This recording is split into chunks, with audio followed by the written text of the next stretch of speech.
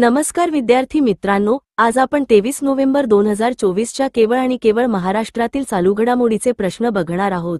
तर चॅनलवर नवीन असाल तर चॅनेलला नक्की सबस्क्राइब करून घ्याल। चला तर व्हिडिओला सुरुवात करूया।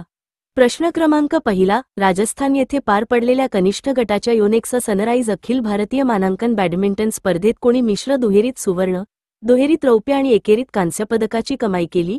याचे उत्तर आहे पुण्याच्या शरयू रांजणेने। प्रश्न क्रमांक दुसरा, प्रगतिशील लेखक संघाचा साहित्य मेळावा डिसेंबर 29 रोजी पार पडणार असून मेळाव्याची मध्यवर्ती संकल्पना काय आहे? याचे उत्तर आहे सत्यशोधक चळवळीच्या शतकोत्तर सुवर्ण महोत्सवी वर्षात साहित्यातील योगदान। प्रश्न क्रमांक तिसरा, सांस्कृतिक कार्य संचालनालयाच्या वतीने आयोजित 63व्या महाराष्ट्र राज्य हौशी मराठी नाट्य स्पर्धेची प्राथमिक फेरी कोणत्या कालावधीत रंगणार आहे? याचे उत्तर आहे नोव्हेंबर 25 ते डिसेंबर 24 या कालावधीत।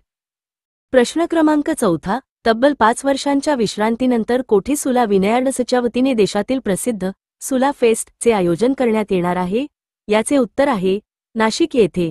प्रश्न क्रमांक पाचवा, भारतीय स्टेट बँकेच्या दक्षिण मुंबईतल्या हॉर्निमन शाखेचा शताब्दी महोत्सव कधी साजरा करण्यात आला? याचे उत्तर आहे 18 नोव्हेंबरला। मित्रांनो, तर हे होते महाराष्ट्र राज्याची संबंधित 5 चालू घडामोडीचे प्रश्न। जाता जाता व्हिडिओला नक्की लाईक करून जाल, कारण व्हिडिओ बनवायला खूप मेहनत लागते। धन्यवाद।